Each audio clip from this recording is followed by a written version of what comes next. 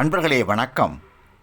ஆன்மீகத்தின் முதல் படி மெய், வாய், கண், மூக்கு, செவி என்ற 5 புலன்களின் கட்டுப்பாடு.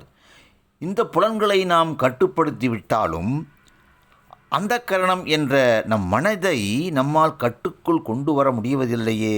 அது ஏன்?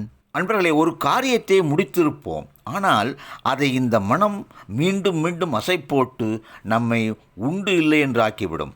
தேவையற்றது என்று நாம் அதை ஒதுக்கினாலும் அதிலேயே மனமானது சென்று கொண்டே இருக்கும். இந்த கல்லான மனதை அருணகிரிநாதர் முதலில் பாடுகின்ற பொழுது நெஞ்ச கனகல்லு என்றார். இந்த பாடலில் என்ன சொல்கிறார்? திணியான மனோசிலை மீது என்று சொல்கிறார்.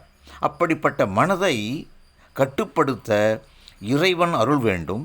மனம் கட்டுக்குள் வந்ததால்தான் அருளாளர்கள் சொல்லும் ஒவ்வொன்றும் வேதங்களாக மாறியது. அன்பர்களே, திருமுறை, தேவார, திருவாசக பாடல்களெல்லாம் பாருங்கள். அந்த ஆசிரியர்கள் பட்ட அந்த மனவேதனையை பாருங்கள். சிவபுராணத்தில் புலனைந்தும் வஞ்சனை செய்ய என்கிறார் மாணிக்க வாசகர்.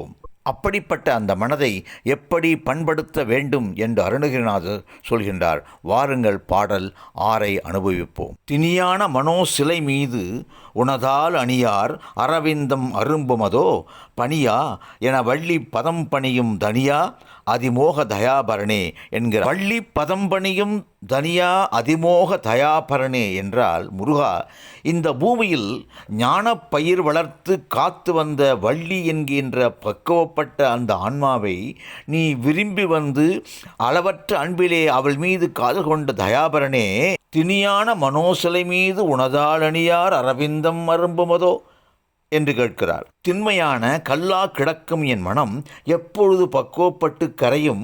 அப்படி கரைந்த அந்த இடத்தை உன் கருணநீர் எப்பொழுது நிரம்பி உன் திருவடி தாமரை அங்கே மலரும்? வள்ளிக்கு வலிய வந்து கருணை செய்த முருகா, உன் திருவடி தாமரை என் மனத்திலே எப்பொழுது மலரும்? அதற்குதான் நான் என்ன செய்ய வேண்டும் சொல் என்கிறார் அருணகிரிநாதர். முருகனின் சிற்றடியை கந்தர் அலங்காரத்தில் திரு மென்மலர்பாதம் என்றார். கந்தர் அனுபூதியில் அரவிந்தம் என்கிறார். அரவிந்தம் என்றால் தாமரை என்று பொருள். தாமரை ஓடுகின்ற நீரில் மலராது, தேங்கி நிற்கும் தண்ணீரில்தான் தாமரையானது மலர்கின்றது. இறைவனின் கருணை கல்லான மனதை கரைக்கும், அன்பெனும் நீரை பெருக்கும், சுரக்கும். ஆறுமுகனின் அரவிந்தம் என்னும் தாமரை மலர் நிச்சயம் மலரும் என்கிறார் அருணகிரிநாதர். பெரும் விளைவுகளை ஏற்படுத்தும் இந்த கல் போன்ற மனம் பண்பட வேண்டும் என்று இறைவனை துதி செய்வோம் வாருங்கள் என்று சொல்லி இந்த அளவிலே முடிக்கின்றேன். நன்றி, வணக்கம்.